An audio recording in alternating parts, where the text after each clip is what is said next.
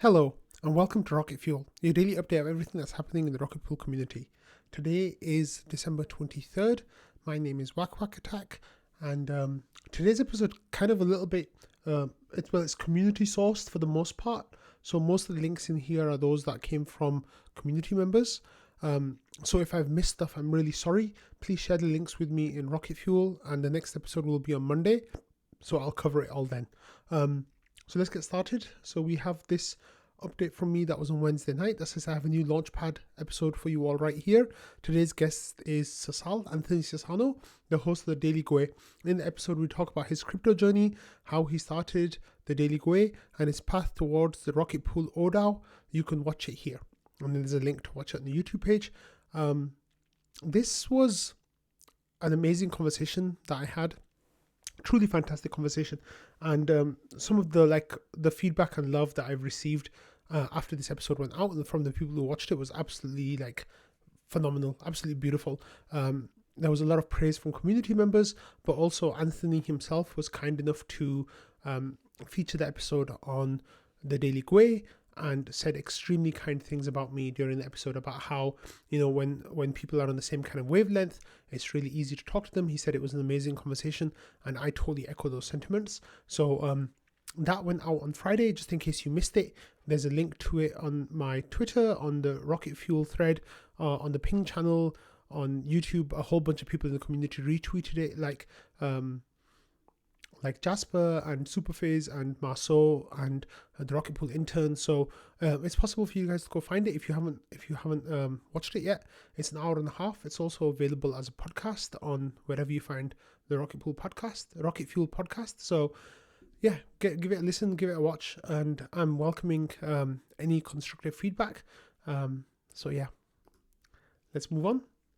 So next we had the 100th episode POAP that went out to everyone who entered the raffle, of which you needed one of 6 POAPs for that. There were 2 Rocket Pool POAPs and 4 Rocket Fuel POAPs for that. So, most people in the community would have had access to that. It says, thanks so much to Sneaky Ninja Guy, Team 24, okay, and Noshua for help with getting the 100th episode POAP set up. Sneaky was amazing. He pulled all the addresses and got everything done. Let me scroll down to see if we can see the POAP here. Yeah, so this is the POAP.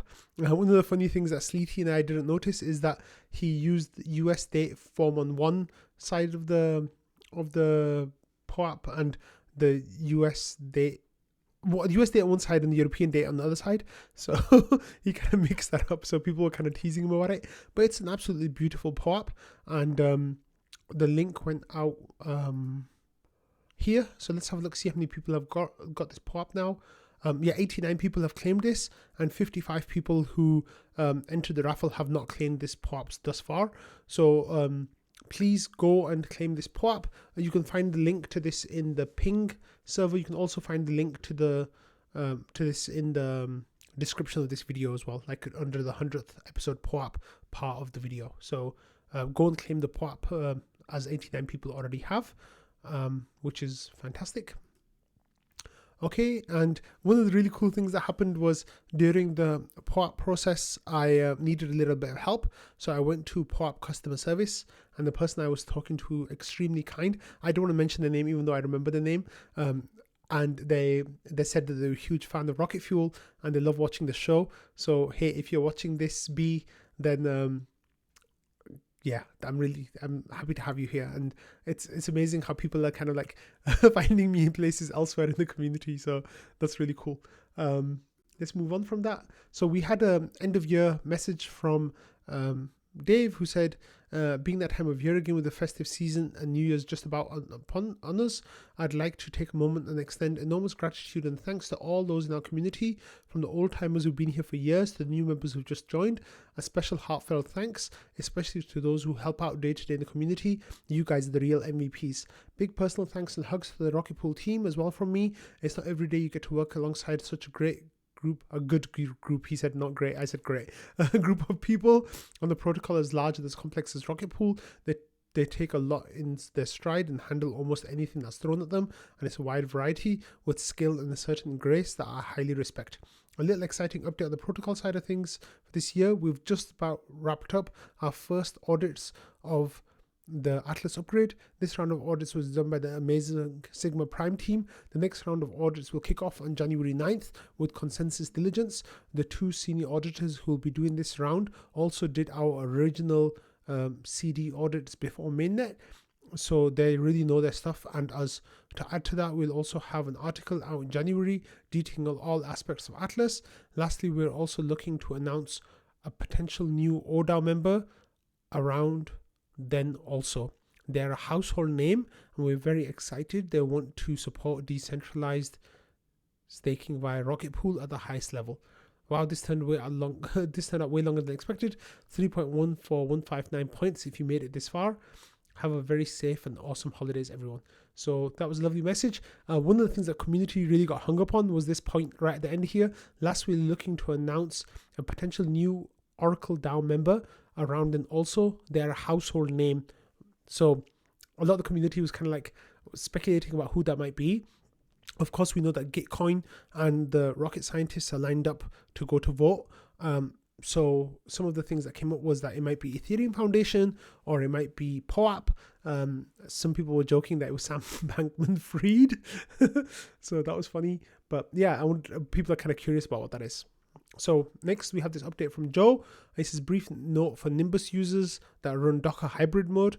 Today the Nimbus devs announced version 22.12.0. That looks like a release that has pulled off GitHub for now. This is an exciting release, but it has a few breaking changes that make it incompatible with the current smart node release. I will add support for them in version 1.7.2, but 2 things to note.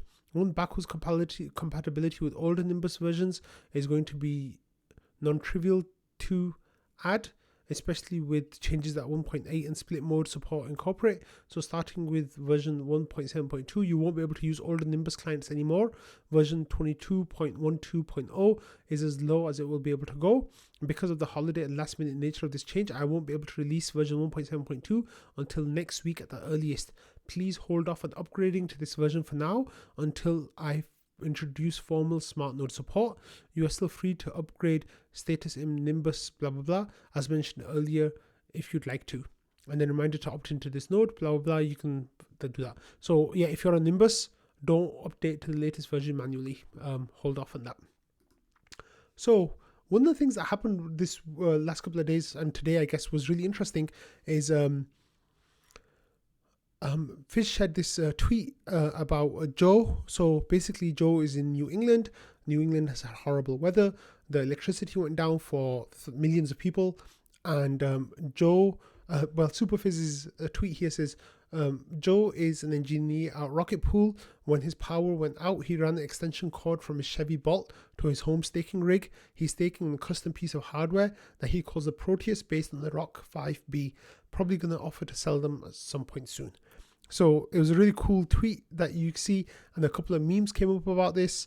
And then there was a post on ETH Staker as well, staking from a Chevy Bolt during a power outage, which is absolutely amazing that Joe was doing this and like running he's got multiple nodes that he's running as well, right, and multiple machines because he has test versions and fallback versions and all that kind of stuff to test. So that was really amazing. I don't think Joe lost too many attestations. However, someone who did lose some attestations was me. So I said, hello friends, I'm in a spot of bother. My node stopped working around 6 or 7 hours ago and I didn't realize it was down. I turned it back on around 30 minutes ago and I'm still not attesting. So I missed over 100 attestations in all. Fornax, who was around in support at the time, was absolutely amazing. So it says, my EC syncing went to 0 and my primary CC status syncing was 99.97%. So it was my execution client that was causing issues. So I jumped onto the rescue node. So it said here, do you want to jump into the rescue node until the node is back on its feet? And I said, yes, please. Only for the POAP, of course. I didn't care about the 6 hours of downtime. Object, I still haven't received my POAP yet. So then Fornax sent me this message about how to use the rescue node and the step-by-step guide in there. and they DM me the URL. Fornax was amazing during this whole process and got me like set up and going. He says you have to switch it back to Nimbus after you leave the rescue node. And then I used Invis's checkpoint sync, which is right here, sync.invis.tools if you're on mainnet. So thank you so much, Invis, for having that service running. And Jay said, be sure to cover this experience on Rocket Fuel. The rescue node is an amazing asset for the community, and now you will have first-hand experience with it and can spread the word. So right now, my node is being used on the rescue node while my system gets everything synced up, and hopefully that will be synced up soon, so I can then turn off the rescue node. So yeah, it was quite a scary experience because I didn't notice the email in my inbox. And I only got one email about it, I think, or a couple of emails, not like the hundreds of notifications. So for some reason, I think my beacon chain app wasn't set up properly, and I wasn't at home when I realized what was going on. And in all, I was down for like a big chunk of today. So I'm really disappointed about that, because just last week, my node was like on the absolute top rated nodes on rated.network. And now I am not. Now I'm just as good as a Lido staker. So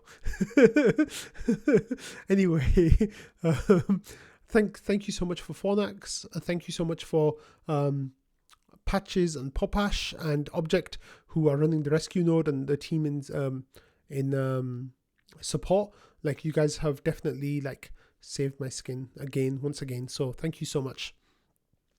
Okay, so Joe was sharing information about the Proteus, and the key bit of information that was shared with me was like this comment by Joe yesterday saying, so including a little markup for myself, as suggested, the fanless and fanned cases come in at basically the same price. Both baseline Proteuses without any extra customization options will cost $575. So that was really great that we have a price on that now. So the ordering will start soon. Custom colors will be a little bit extra because I got to buy the filament, and then that's including, and shipping is extra because it vary greatly around the world. Custom vanity plates will probably cost a little bit extra too, like $20 or something. Haven't decided, but there you go. And then Superfizz says, shut up and take my money. And hey, 35U says Fizz bids $1,000. He says, I just want to be an early adopter, I'll do it at a loss. So yeah, that's really cool. I'm sure there was other stuff that was happening around these comments, but like I said, this is community sourced episode today, so it's really cool. And yeah, that's really great, Joe. Congratulations on reaching this point, and I'm excited about ordering mine. So next we have this really cool post from the EVMavricks. So I'm not in the Rocket Pool Discord right now. So interviewer says, hi everyone, the stewards have successfully executed their first order Treasury investment. They have swapped half of our Treasury ETH into rETH and sent it back to the DAO multisig. From here, we should be passively gaining 5% APY in ETH value on that fraction of our Treasury using a decentralization-friendly liquid staking derivative. We did eat a few months of gains because of the rETH premium right now, but it was decided this would be worthwhile trade-off to stay true to our mission of supporting decentralization. The send transaction is here. And then there was a tweet that went out about it that I don't have the link to right now, but that's really exciting. That EVMavricks is a wonderful community of ETH users that started out in ETH finance. There's a strong overlap between the members of EVMavricks and the Rocket Pool community. So this was just like a relationship made in heaven. These kind of DAOs are like the lifeblood of the Ethereum community, and it's my honor to be a part of this community and also to help like this happen in some tiny way. You know, like we've already got other treasuries that are investing in rETH as well, and hopefully once the premium goes away, there'll be even more treasuries that are following the lead of Arrow and Rook and now EVMavricks as well. So congratulations, guys. It's a shame that you had to eat some months of premium, but because of the premium, eat some months of rewards. But hey, like this is a long-term thing that I know you guys are doing, so in the end it won't really matter that much. So congratulations. Okay, next we have this really interesting idea about expanding the deposit pool in the months leading up to withdrawals and the ability to convert from mini pool 16s to LEB 8s. So what happened was that there was a whole discussion that took place, and you can read about it in the links below, but the idea is that you expand the deposit pool, and then you add more, you make it bigger, and because there's a premium, people will eat into it, and once it gets filled, then it'll give more space for mini pool operators to convert to rETH and not cause a bottleneck once withdrawals go live. So I think this is really exciting thing that's happening, and I'm really looking forward to seeing how it's going to play out. But you can go ahead and read all the discussion around it in that. Okay, so sorry that this is being cut off a little bit, but there's a proposed community structure change from Kalurdaran, who said, I wanted to get working on some modifications and amendments to RPIPs 10, 11, and 15 vis-a-vis the committee structure. Consider this post a trial balloon to float some ideas and get some feedback. I'd like to do actual work of writing the stuff in January so we can get voted on in February for a specific reason below. So these 6 different topics, and it says 1 year term for every elected position, which makes a lot of sense to me. Election calendar, so having set dates for elections to take place and when the terms will run, which is smart. Vacancies, and it says we should add rules for vacancies, and then RPIP 15. Community member status, and it says the current specification of community team labels don't really work with the recent elevation of rocket scientists to the ODAO and sentiments in the post, and my own inclination is to drop the community majority requirement and leave it to the will of the voters who they want on the committee. And the membership numbers, says the GMC should have at least 7 members, and should be fixed. And grant frequency, instead of making every 2 months, to make it quarterly, so the timing changes a little bit. So that's a really interesting post that Kalurdaran made. At the moment, it has no comments on the forum, but I think it's really worth your time to go and engage with those ideas, even if you just say that you support them. Okay, and then Vaka says, shared my first PDAO report on the forum. So let's have a look at that. So Vaka is the treasurer of the PDAO at the moment. So he says, hello Rocket Pool. RPIP 10 says that the PDAO treasurer should post an update within 1 week of the end of each rewards period, which details the following for each category: starting funds, income, spend, final funds. And I missed the last one, so this is going to be a longer one. If you just want the TLDR, skip to the last figure. So let's skip to the last figure. And here we have, this is the last figure right here. So it shows all the money coming in, IMC payments, GMC payments, the money that's gone to each of the PDAO groups, and how much RPL there's left. So all the numbers are here. So go back and read this post. It's a really good post. And Waldorf says thank you. But there's a lot of information here about what the PDAO is spending their money on, or how it's being distributed and when it's being distributed. So definitely check that out. Okay, and next we had this post from Ken that I missed on Wednesday's episode. So Ken says, PSA, ETH Denver scholarships are here. Application closes on December 31st. So then there's a link to a scholarship application. So let's have a look on that link. And it says the ETH Denver 2023 scholarship program aims to promote diversity in our community by providing access and eliminating barriers for traditionally underrepresented communities to join us in building the decentralized future of ETH Denver 2023. And it says scholars will receive a build bed on site during the core event, free food and beverages, direct access to world-class mentors, and support during all steps of the build-a-thon: ideation, team formation, design, debugging, and pitch practice. If you don't see the form below this countdown, please try disabling your ad blockers. And then there's a form, you can fill it out and try to get an internship that will pay for a big chunk of your trip. So I think this is really great that SparkDAO are doing this, and I think it's going to be a really good thing to move forward with if you need that help. And then finally, I'm going to end with something that's quite positive. So right now, Lee shared this screenshot of the RPL token price and from CoinGecko, not the price, but the ranking on the website, and we're 85th. However, since then, we have now been, we've gone up to 84th.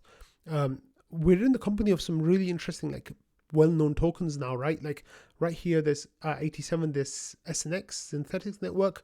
At 83, we've got GMX. So these are well-known. The graph is at 87. So these are all projects that are quite close by, that, we can leapfrog with a few good moves. I don't see why we shouldn't like, you know, if growth continues the way it has recently, which has been really great to see, there's definitely all reason why we can keep climbing up these rankings, especially because of some of the really positive news that has come out of like the social space about Rocket Pool. People are talking about it in a way, you know, it's getting interest from influencers and community members who are quite prominent, and that's really great. And I think there's the momentum for the mini bull run for LSDs leading into withdrawals, I think, is starting now. And the fact of the matter is that the Rocket Pool token is extremely well placed for that to happen, because we are currently 0.016 ratio, which I think is an amazing platform for any kind of bullish run to happen. So of course, this is not financial advice. Only invest what you can lose, blah blah blah, all that kind of stuff. I'm not telling you where to put your money. I'm just saying, for me personally, I'm very excited about Rocket Pool in the next few months, which I've iterated over and over again. So on that note, I'm going to end this episode. I'm so sorry if I've missed things, if I've not fully represented things into my usual depth that I do. It's just because it's the holidays. I've not been in trading as much, and a lot of this episode was sourced by the community. So thank you so much for that. Actually, I just got another message here, so let's have a quick look, and I can add this into it. Yeah, okay, Ments was just giving me advice, so thank you, Ments, but I'll reply to that later. Yeah, but thank you so much for everyone who's watching. I hope you all have a lovely holiday over the next few days and spend time with your loved ones, whatever you're doing, and I will see you all on Monday for the next episode. So, bye.